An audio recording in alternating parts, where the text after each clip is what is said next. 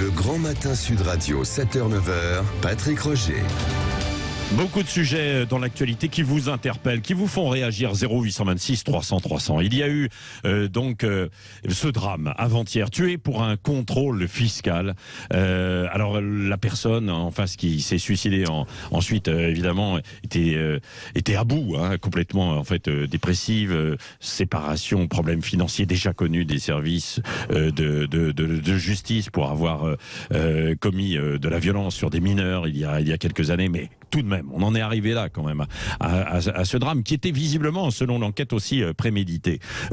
Nous allons en parler et je sais que ça vous fait réagir bien sûr, mais il y a aussi la colère des magistrats. Vous avez peut-être entendu l'un des représentants qui était avec nous tout à l'heure à 8h moins le quart. Ils sont désabusés, épuisés, etc. à tel point qu'ils n'ont plus d'énergie pour pouvoir travailler. Alors il y en a certains ont dit bon, peut-être que c'est un réveil trop tardif, comme le disent des auditeurs sur les réseaux sociaux. Je ne sais pas ce que vous en pensez, vous, Elisabeth Lévy et Éric Revel, dans un instant. Mais on commence par Frédéric de Carcassonne au 0826 300 300 qui est avec nous. Bonjour Frédéric.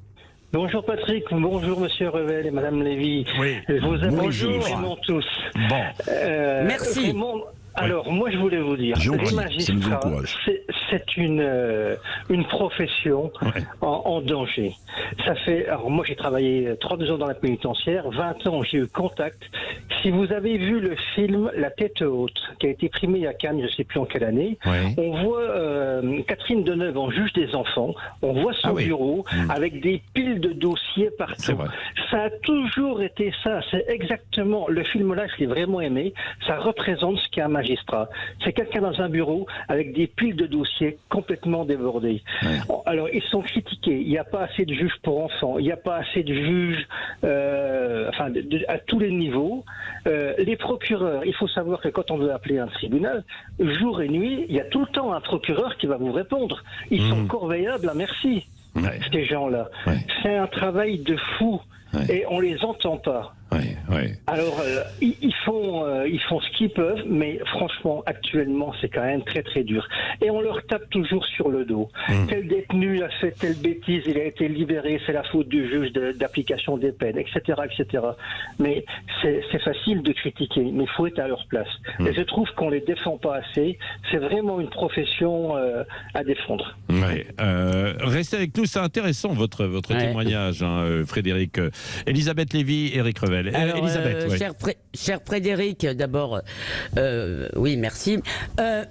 Il me semble, oui, il y a un problème pour le coup de moyens dans la justice et si vous voulez, je distingue un peu ça parce que tous nos services demandent des moyens et nous, on a l'impression d'être le pays où on est le plus taxé et de ne pas avoir les services publics en conséquence. Mais c'est vrai que la justice est un peu le parent pauvre. Hier, j'ai entendu ça chez Pascal Praud que 3 euros sur 1000 euros dépensés par l'État, il n'y en avait que 3 qui allaient à la justice. Donc c'est vraiment pas beaucoup.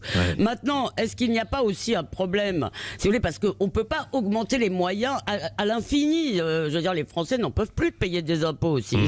Donc, est-ce qu'il n'y a pas un problème, d'organisation et par ailleurs, vous parliez des affaires où on a mis en cause des magistrats. Il me semble tout de même, il n'y a pas de raison qu'on puisse mettre en cause n'importe quelle profession dans ce pays et pas les juges, si vous voulez, qui ne sont pas responsables de leurs décisions. Il y a tout de même chez certains magistrats une idéologie. Donc, on peut pas non plus complètement le nier, non?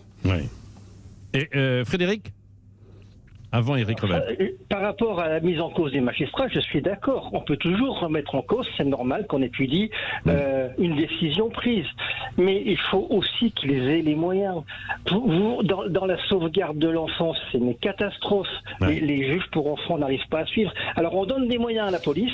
La police arrête des gens, les conduisent au procureur et après, il faut qu'ils se débrouillent.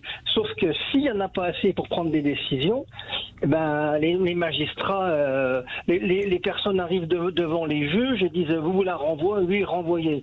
Et donc ils rentrent en prison le vendredi, et le lundi sont dehors. Et les policiers sont démobilisés. Donc il faut que ça soit cohérent entre les forces de l'ordre et les magistrats. Ça, c'est le problème de la sécurité en France. Ce n'est pas que la police, c'est aussi la suite. C'est aussi les magistrats. Mais quand je dis ça, je les accuse pas. Ils peuvent pas faire ce qu'ils n'ont pas les moyens. Vous pointez du doigt des dysfonctionnements qui sont liés aussi peut-être à soit des manques de moyens, soit des déficits d'organisation, etc. Mais c'est exactement, évidemment, dans ce domaine de la justice, un peu comme dans le domaine de la santé, quoi. Hein. Non mais ça se rejoint. Éric Revel, un mot. Écoutez, pour éviter que le divorce qui est déjà un peu consommé entre les Français et leur justice ne s'accroisse, parce qu'on a basculé comme dans une société de la violence, vous le voyez bien, on parlait de ce malheureux inspecteur des impôts qui a été assassiné. Il est urgent, à mon avis, que la justice ait plus de moyens. Bon, très bien. Alors, Dupond-Moretti, quand il intervient, parce qu'il n'intervient pas sur les sujets chauds, il ne communique que sur son budget en accroissement. Bon, très bien. Donc 9 milliards d'euros supplémentaires cette année, 8% d'augmentation. Bon, les moyens. Mais il y a aussi autre chose que nous rappelle l'actualité aujourd'hui, c'est que la justice, quand même, pour rejoindre le point d'Elisabeth, c'est qu'elle est quand même, comme on dit dans notre métier, très anglais. Regardez, par exemple, avec quelle célérité le parquet national financier s'est saisi de l'affaire de l'ex-épouse de monsieur Ciotti, alors qu'il y a une élection chez les Républicains de la semaine prochaine. Évidemment, ça fait furieusement penser, et là, c'est pas un jugement politique, mais ça fait furieusement penser à l'affaire Fillon en pleine campagne présidentielle. Donc, il y a deux choses, à mon avis, pour éviter que les Français continuent souvent de regarder de travers leur justice, parce qu'ils estiment que, comme disait Frédéric, les gens, ils sortent, ils rentrent de prison et puis on les retrouve dans la nature. C'est un des moyens, ok. Et deux, quand même, alors là, c'est un vœu pieux, sans doute, c'est que on nous laisse pas interpréter, par exemple, comme pour la saisine du parquet financier, de manière politique, des dossiers qui, parfois, donnent vraiment l'impression qu'ils sont traités différemment, suivant quand même que c'est la gauche ou la droite qui est visée. Oui, bon. Quel mauvais esprit se révèle. Oui. C'est parce que c'est le matin, ma chère Elisabeth. Oui. Bon, non, je plaisante. Non, mais c'est vrai. Bon. Oui, non, messieurs, c'est vraiment drôle l'affaire Ciotti. Non, mais je suis d'accord avec Eric, si vous voulez. Vous trouvez ça drôle, vous, Elisabeth Lévy? J'ai dit c'est gros, j'ai pas dit c'est drôle. Moi, j'avais compris c'est drôle, pardon. Non, mais c'est l'âge, c'est vraiment, si vous voulez, ça rappelle furieusement l'affaire Fillon, où on nous explique tout le temps que les magistrats ont le temps de rien, et en pleine élection présidentielle, ils ont le temps, là. Donc oui, il y a quand même des problèmes. Maintenant, c'est pas le tout venant de la justice pour les défendre. Si vous voulez, il y a des centaines de tribunaux en France. Ce n'est pas le parquet national financier. Et il est vrai que quand on va dans le bureau d'un juge, ou quand on va simplement dans un palais de justice en province, etc., on est un peu frappé souvent par la vétusté. Bien sûr. Et c'est plus la justice civile que pénale, d'ailleurs, qui est en grande difficulté, parce que la justice civile, j'allais dire, c'est le tout venant, c'est notre quotidien. C'est devant ces justices qu'on demande des explications. La justice pénale, elle est infiniment plus médiatisée. Peut-être qu'elle manque un peu, qu'elle a un peu moins de soucis de moyens, mais c'est la justice du quotidien dont il faut pas se départir et que les Français veulent voir à leur côté. C'est cette justice-là. Et qui crée des crispations, justement, parce que des décisions qui vont traîner, et donc dans ces conditions, on s'en prend en fait à la justice, on dit ça ne va pas suffisamment vite. Mais pour des petites histoires, Éric Revel, c'est vrai, d'où il y a eu quand même une simplification parfois, avec de la médiation qui a été mise en place pour éviter d'engorger en fait les tribunaux. Mais il y a encore beaucoup de travail à faire, évidemment, sur ce sujet. Frédéric, vous êtes d'accord, Frédéric de Carcassonne? Tout à fait d'accord, oui. Et il faut aussi penser aux petits citoyens. C'est pas normal, M. Revel a raison. Dès que c'est quelqu'un de connu, ça va vite. Mais le citoyen lambda, on l'oublie. Voilà. Et il a l'impression d'être oublié. Oui, absolument. Merci. Alors juste, il y a une piste qui est intéressante, si je peux me permettre, Patrick, bien sûr. parce que vous avez parlé de médiation. Et c'est très intéressant. Pour peut-être désengorger les tribunaux des affaires les plus courantes. Regardez depuis quelques années combien de médiations dans l'entreprise, médiation sur l'énergie, combien de médiations sont nées. Parce qu'en fait, vous avez des guichets qui sont ouverts en France grâce à l'administration et qui permettent à l'amiable, quand vous êtes une entreprise vis-à-vis d'une autre, quand vous êtes un particulier vis-à-vis de votre opérateur d'énergie, de discuter grâce à un médiateur, grâce à une médiation. Et là, ça échappe aux tribunaux, ça désengorge et souvent la médiation de l'entreprise ou d'autres médiations trouvent des solutions. Oui, c'est vrai.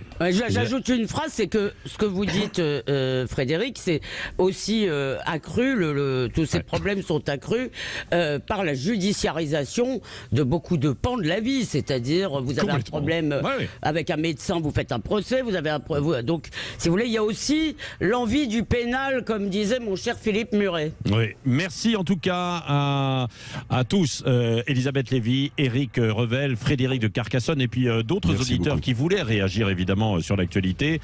Vous pourrez tout à l'heure continuer. Vous savez, il y a des espaces sur Sud Radio où là, vous pouvez dialoguer, faire part de vos témoignages et parfois de vos analyses par rapport aussi à des sujets. Chez Jean-Jacques Bourdin, 10h30 à 12h30. Chez André Berkoff, tout à l'heure aussi évidemment de 12h30 à 14h. Dans Les Vraies Voix, ce soir par exemple aussi, Philippe David, Cécile Le Minibus qui seront au Salon des Maires, sur le stand des buralistes. Oui, vous les reconnaîtrez avec Philippe Bilger aussi et beaucoup d'autres invités bien sûr. Et puis dans un instant, Valérie Expert. Mettez-vous d'accord. Ciao, ciao et à demain.